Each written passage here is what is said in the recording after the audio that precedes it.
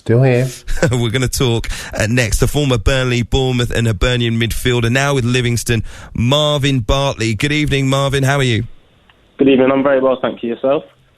I'm very well indeed, but got to say, very surprised this evening, the news coming out from the PFA that they say they've seen evidence that players in the EFL were handed paperwork to sign by their clubs to defer wages. Is that something you as a player have seen? Would you have expected that as a player? It's something that I've heard, yeah. More and more clubs seem to be doing it by the day now. Luckily enough, at Livingston, we're in a good financial position at this moment in time. So, as a club, we haven't been handed that, but it is something that I've heard being done, and as I said, more and more by the day.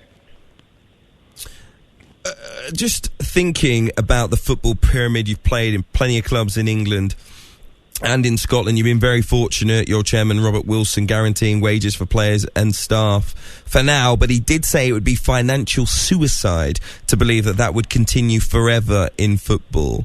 Do you expect to hear news at some point that your contract may be terminated or that you will have to defer your wages for a long period of time? As I said, if it carries on, for maybe over 3 or 4 months, then I wouldn't be surprised by any news.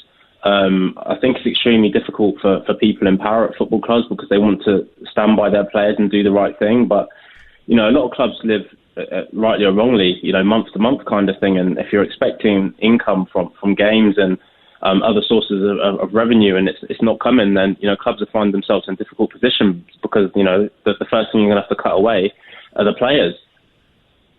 Marvin, just talking about that there, I think, have the players come together? Have you spoke about this and as a united front? So I know there's group chats and all that going on, but surely like the captain have got rounded all yous up and saying, right, guys, we've got to be prepared for this. What's our thoughts on this? What avenues can we take? What's the way forward to help the club? We understand that, but the players, you've got families and that as well. You've got bills to pay. You've got mortgages to pay. So have the players all come together and spoke about this?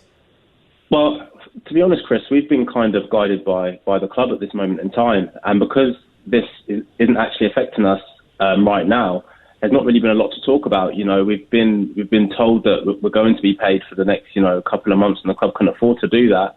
So at this moment in time, it's kind of, just going forward with that. I mean, if that was to change, then obviously as a club and as players, we've come together for sure, and we would discuss what happens. But if you're asking what my opinion would be if I was in another dressing room and the club came to me, as has happened up here with Hearts, and said, I've got to take a 50% cut, then for me, then that would be a problem because I don't believe that the club can just, start cutting people's money. And if I'm honest, and if I was put in that situation, I wouldn't be very happy with it. And as I said, some boys live month to month, so, they can't afford a 50% cut. You've got kids at home, you've got a wife at home, you've got bills coming out still. So if that was to happen, then, I can't say that as a player. Honestly, I would say that I'm happy for that to happen. So, Marvin, have you not been speaking to the Go ahead, Chris. Could you afford it, Marvin? I know. I don't like to put you in that position of saying, and obviously we're not looking for specifics, but could you afford to take a pay cut right now? Luckily enough, I've been sensible with the money I've earned. I've never lived a lavish lifestyle.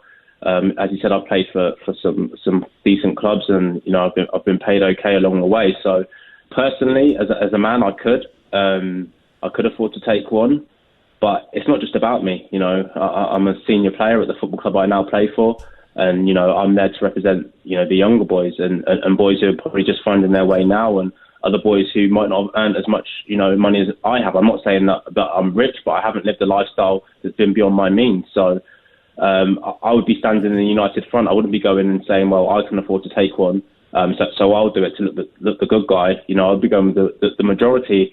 And, well, I say the majority. If there's one person that said they couldn't afford it and the rest said they could, then I'll be standing with that one person because I don't believe it's right. You sign a contract, you're expected to be paid that amount of money. So I would be standing with that person. Marvin, on that, I completely agree with what you said there. Even if it's the minority, you have to, that one person, that's enough for it to be a no-no. But what have you heard from the PFA Scotland about it then? What information are they giving you? Because I'm afraid, even if you've been told, okay, we can pay you for the next couple of months, 2-3 months, you still have to be prepared and start the ball rolling now for things that's going to happen 3-4 months down the line.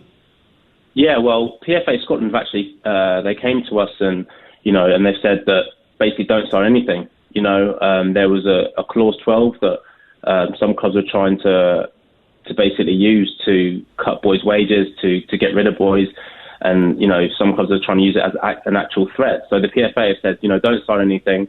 They had their law team look at it, and it was one of those things where the PFA were willing to fight on behalf of the players. In terms of looking forward, Chris, it's so difficult because what we have to understand now is that because the league is still all up in the air. If we weren't to play for the next 3 or 4 months, but the league was to end in 2 months and the prize money was to be paid out, then clubs would be okay again.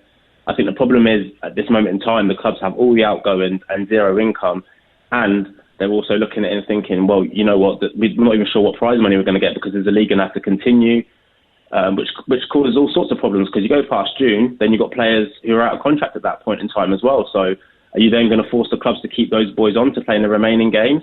I mean, it's okay if you're the star player and you get to keep your star player for a couple of more months. But if you're a boy who's played, 3 or 4 games this season, why are the club going to keep you on for those months? But then you can't go and earn any money elsewhere because the transfer window will still be closed. So it's such a difficult situation. Marvin, can I ask this question to you and to Chris? Because Chris, you've been in dressing rooms, a number of dressing rooms. I just want to ask you both what you feel about the perception of footballers as selfish and mercenary for not taking the pay cut, despite everything that you've just outlined to us, Marvin, about the different reasons why players would not want to be forced into a corner. I think it's, players are looked at in that way by people outside of football. I don't think you would get anybody who's in immediate contact with a player, somebody within, a family of a player to think these things. I think a lot of jealousy comes with this profession. I think, there's footballers that are at the top of the game that are earning hundreds of £1,000s a week. And people expect, players in League Two, for instance, to be, really, really rich when at times, me and Chris can tell you that's not always the case, I know some boys who have played League Two at a younger age when they could have earned more money going and working on the building site. Sometimes you have to play for the opportunity. So, and also I think football has this pressure on it where a lot of players want to live above their means. They want to show that they can afford the big car. Oh, I'm a footballer, I can afford this, I can afford that. Go to the nice clubs, stay in nice hotels, have a house that's too big for them, they can't afford to pay. So,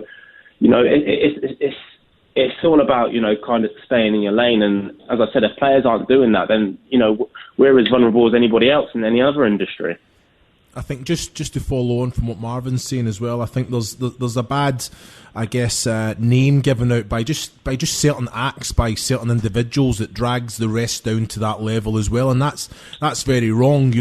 I think if you look at any walk of life, if someone does step out of line, it doesn't tarnish the rest of that group. So it shouldn't be the same as football. I think they're in the public eye, they're role models, they have a certain responsibility, but certain individuals' acts doesn't tarnish the full football family, and that's something that's happening far too often, in my opinion. Marvin, can I just ask you very briefly before you go? The Health Secretary said, and I know you're not in the Premier League at the moment, but he said the first thing that Premier League footballers can do is make a contribution, take a pay cut and play their part. But when you don't hear him talking about people in other industries who are high earners, as a footballer, do you feel targeted? Yeah, I mean, I don't get why somebody would say that because, when things are all going well, and footballers, they do earn this big money, but they pay higher taxes.